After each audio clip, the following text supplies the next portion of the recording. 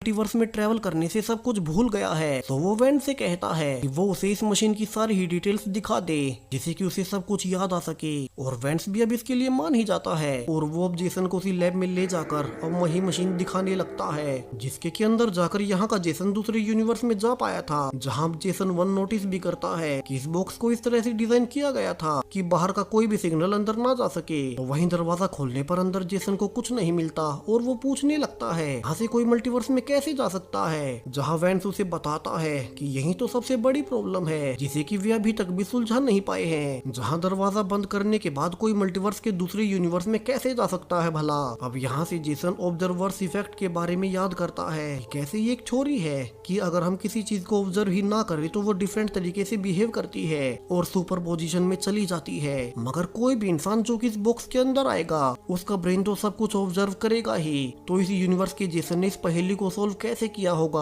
यहाँ से वेंस उसे उस दिन की सीसीटीवी फुटेजेस भी दिखाने लगता है जिसमें कि यहाँ का जेसन एक बैग के साथ बॉक्स के अंदर गया था और जब बाकी के लोग अंदर उसे देखने गए तो वहाँ उन्हें कोई नहीं मिला। यानी कि ये तो कंफर्म ही था कि इस बॉक्स के अंदर से वो पैरेलल यूनिवर्स में चला गया। मगर अंदर जाकर उसने ऐसा क्या किया जिससे कि ये मल्टीवर्सल ट्रेवल हो सके, ये अब तक किसी को भी नहीं पता है। वही वेंस उस दिन की फुटेजेस भी दिखाता है जिस दिन ये जेसन यहाँ आया था और वो काफी ही नशे में था क्योंकि उसे वो इंजेक्शन लगाया गया था और फिर वो गेट खोलकर यहाँ निकल आया। तो अब जेसन झूठ बोलता है कि वो ये याद करने की कोशिश करेगा कि वो ट्रेवल कैसे कर पाया था। असल में तो वो चुपके से ये जानना चाहता था कि ये बॉक्स काम कैसे करता है ताकि वो सबसे छुपकर अकेला ही फिर से अपने यूनिवर्स में जा सके और अपने परिवार से फिर से मिल सके। तो वो अब अपने कमरे में जाकर उस बॉक्स की सारी ही डिटेल्स देखने लगता है। यहाँ की कुछ देर बाद अमेंडा आकर उसे बताती भी है कि दरअसल वो उसे बहुत प्यार करती थी और सिर्फ उसी के लिए उसने इस लैब में काम करना शुरू किया। तो वहीं जेसन परेशान था क्योंकि बेशक से इस बॉक्स को उसी के अल्टरनेट वर्जन ने बनाया हो मगर इतने ज्यादा दिनों तक रिसर्च से दूर रहने के बाद अब तो उसे कुछ भी समझ नहीं आ रहा था। और ऐसे ही कुछ दिनों तक जेसन इसी रिसर्च में लगा रहता है ताकि उसे कुछ तो क्लू मिल ही जाए कि ये बॉक्स मल्टीवर्स में कैसे ले जाता है। और अब जब एक दिन वेंस फिर से उससे पूछता है कि क्या उसे कुछ याद आया